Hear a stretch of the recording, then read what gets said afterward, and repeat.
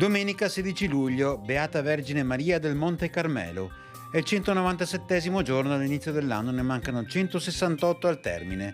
Il sole sorge alle 5:37, tramonta alle 20:56. La luna si eleva alle 3:53, tramonta alle 20:34.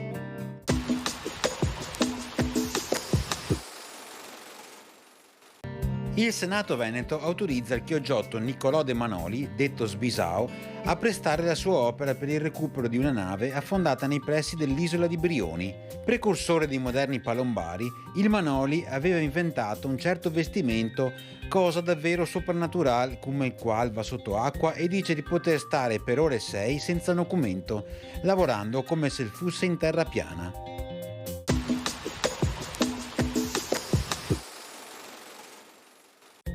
Le previsioni per domani: prevalenza di un cielo sereno a fronte di alcuni temporani e densamenti nuvolosi, più che altro dal pomeriggio in montagna. Precipitazioni assenti, temperature in generale aumento.